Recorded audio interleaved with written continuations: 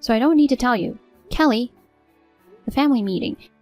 You were supposed to be at the restaurant at 11:50.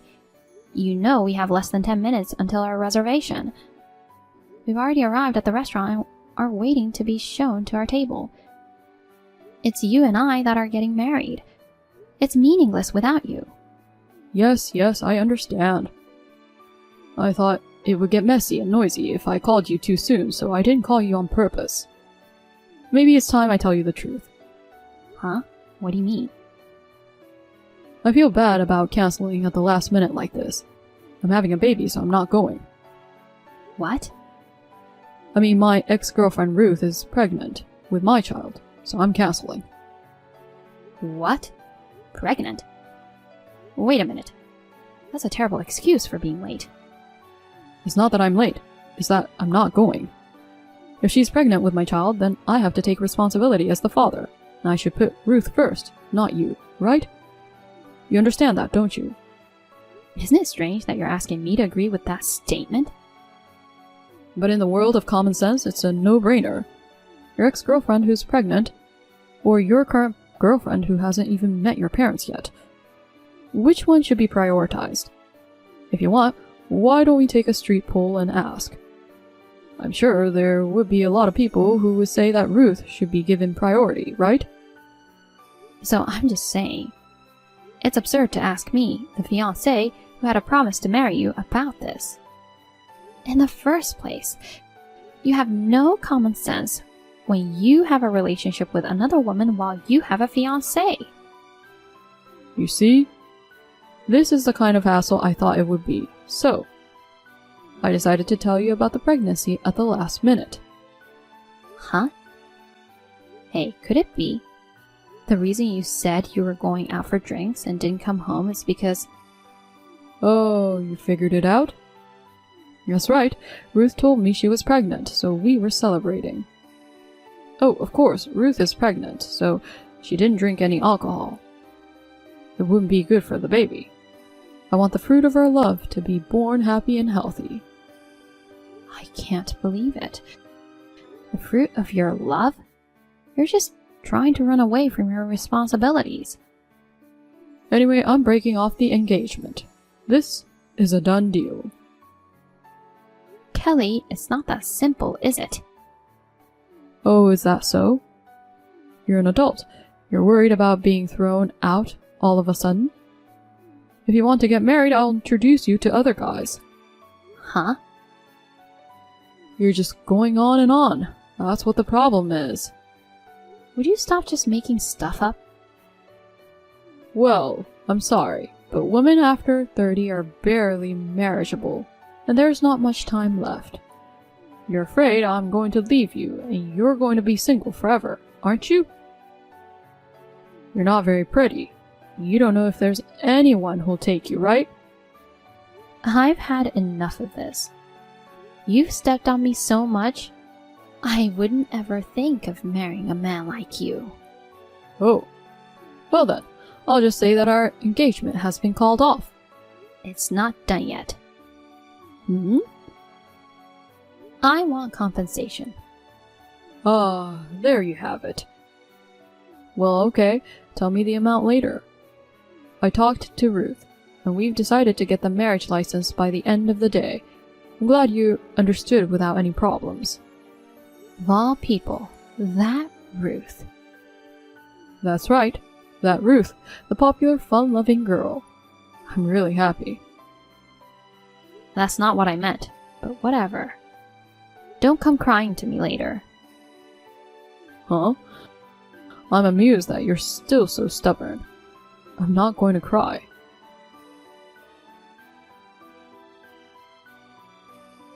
Hey, what are you doing?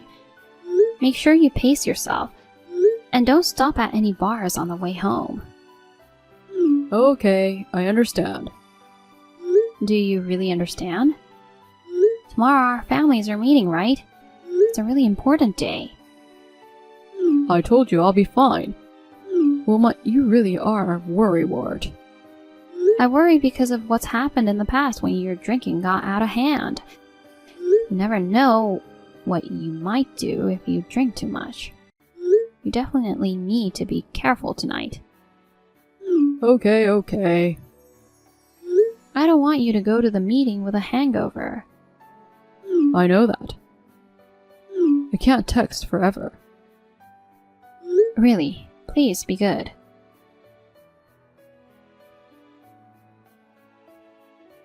It wasn't my baby. What?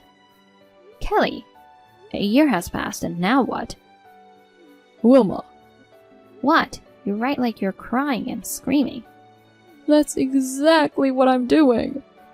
Huh? It wasn't mine. Well, are you saying that the child Ruth gave birth to wasn't actually your child? That's right. And the second child was different too. Ugh.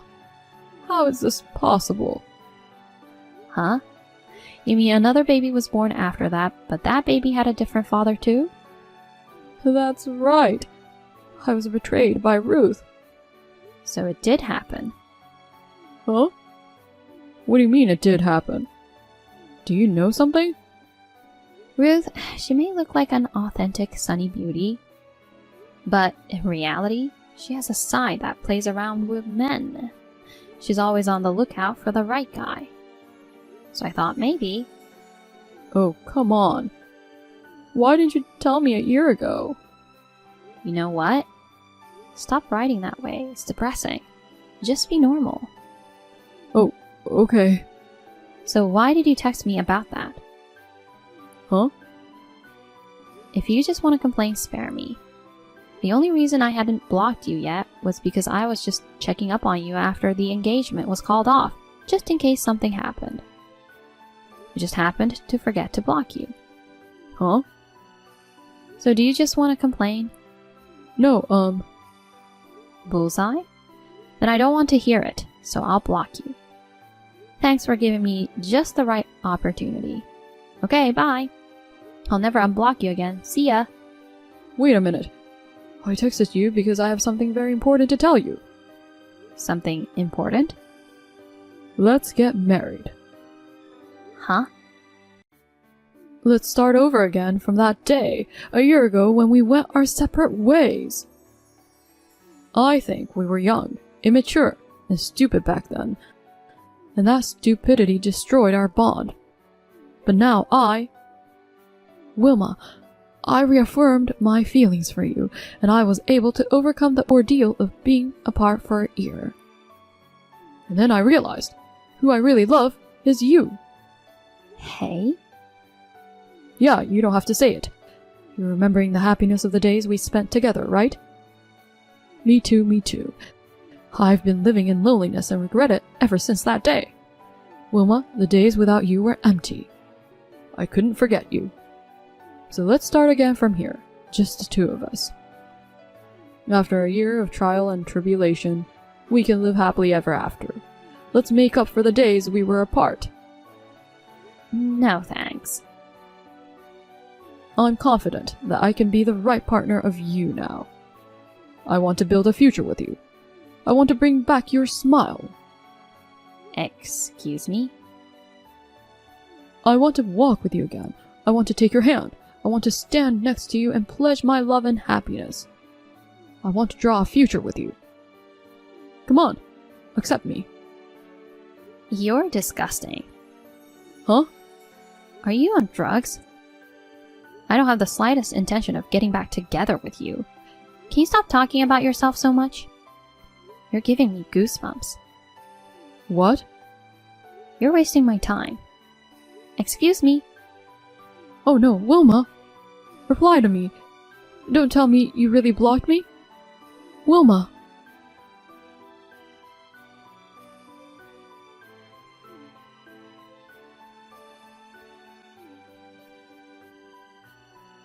Wilma, why didn't you come out of the apartment?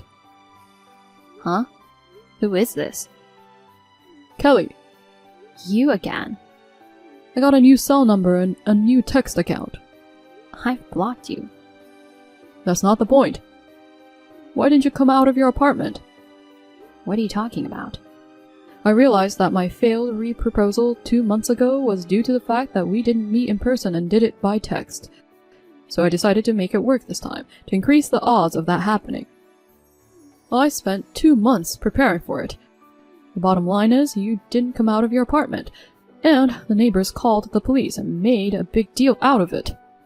I know you're shy, but you could have been honest and accepted my love before it turned into a police matter. So what did you do? You saw what I did. You know what I did. It was a flash mob proposal. Huh? What? Flash mob? You mean the kind where a bunch of passersby suddenly start dancing and you surprise them with something at the end? Yes, that's right. For the past 2 months, I've gone to the trouble of arranging a vendor and getting 50 people for the flash mob. I've practiced a lot to make my re-proposal to you a success. I was going all out to propose to you, using up all the money from my divorce from Ruth. Why didn't you come out of your apartment? Where did you do that? In front of the West Side Apartments, of course, where you live. I moved out a long time ago. Huh? What could I do? I didn't want to give up too much personal information. It seems as though it's caused problems for people who aren't involved, so I'll tell you. I'm already married. I don't have any feelings for you. Huh? By the way, I'm pregnant with my husband's child. I'm 5 months along. You're married? So you really didn't know?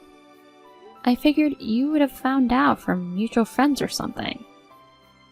Before I knew it, I was pretty much blocked by everyone. Aha! Well, that would certainly happen. You had a fiancée, cheated on her, and even had a child with your lover.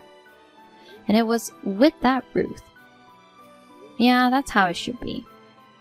Don't be convinced just by that. Anyway, that's what I've been up to. Please, don't leave me. Before I knew it, even my parents moved somewhere else. My parents' house disappeared and I've lost touch with them. You're all I've got. Hey, you still love me, right? You married your current husband out of compromise, didn't you? Our love isn't over yet. You'd choose me over him, right? Gross. What? You'll have to excuse me. I'm getting annoyed. And it's really bad for the baby. Wilma! You're grossing me out, so don't talk anymore. No. This just ends with me being embarrassed.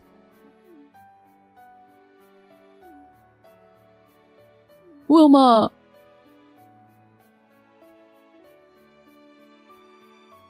Later on, I probed a friend of mine who still lives in that apartment building.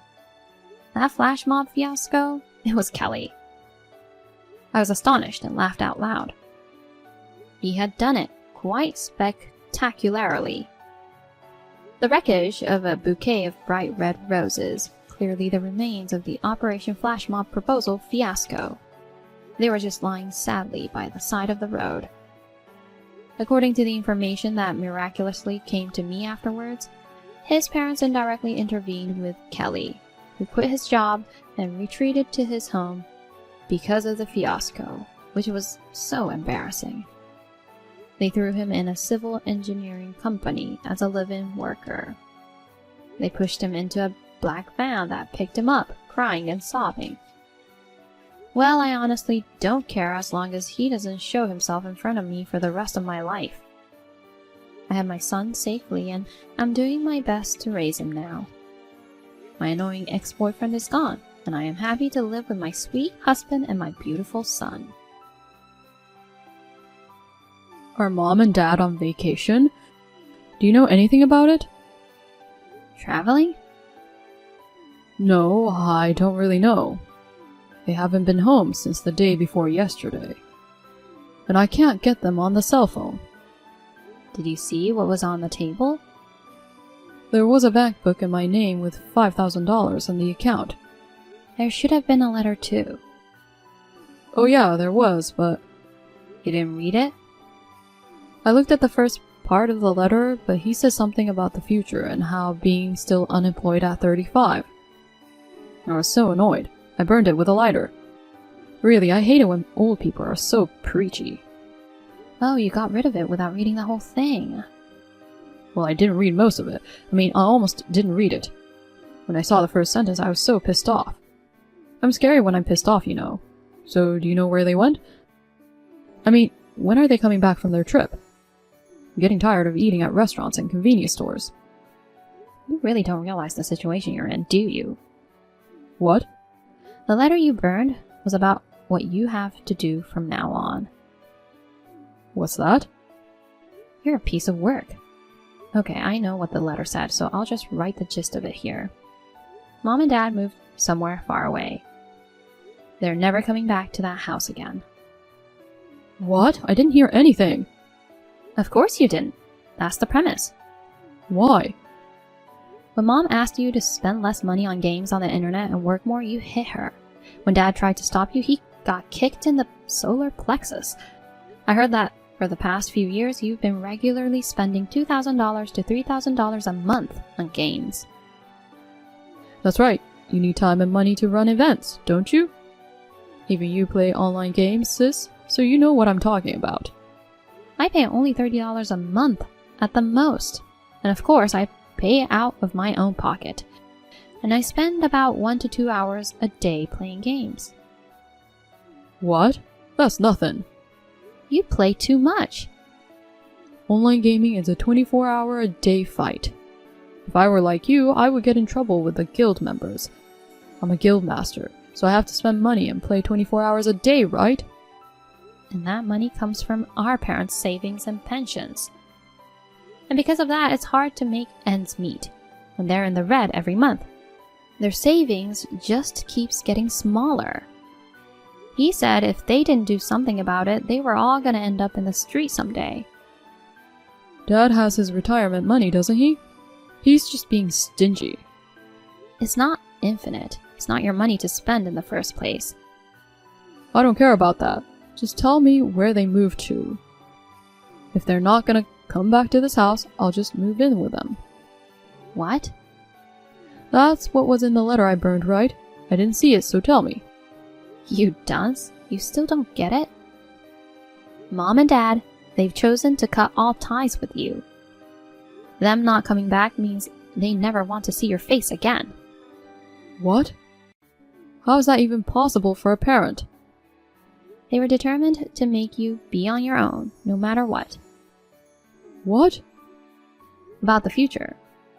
The lease expires the month after next, so you have to find a suitable apartment and move out as soon as possible. Also, from next month, your cell phone bill will be deducted from the bank account they left behind. Hey, this is all a bit confusing, isn't it? Can you please tell me what's going on so I can understand? He said with the $5,000 they left behind, you should first find a job and a place to live and establish a basis for your own life. They said that this is the last money they will ever give you. That's what was written in the letter. There's no way that any of that money's left. It was such a small amount. What? I thought they gave me money to apologize for asking me to cut back on my online game spending. I immediately withdrew the money and spent most of it. If you'd seen me in my daily life, you'd know that $5,000 isn't enough. Mom and Dad have a seriously weird sense of money, don't they? You know what? I've got it. I'll just live with you, sis. Huh? I'm packing up my stuff and heading over there. Set aside plenty of space for me. You're so naive. Huh? I've already moved out too. I changed jobs as well. Huh? I kept my cell phone as the only way to contact you. As was written in the letter, I will cut off all communication with you as soon as you say or do anything that's inappropriate. I told you I didn't read that letter. It's your fault for throwing it away without reading it. It has nothing to do with us. I'd rather you thank me for telling you the contents of the letter up to now. Wait a minute. You don't even have money to move, do you? You better hurry up and get your ass to an employment agency. You can make a living if you work a day job or whatever. You're only 35. You could do manual labor. If I do that, I'll have less time to play online games. even after all that's been said. I'm rejecting all calls after this, and tomorrow I'm changing my cell phone carrier. You won't be able to contact me anymore. Oh my god. That's terrible, sis. Goodbye, Christian. Realize that you're the one who's financially insane. From now on, live modestly and honestly.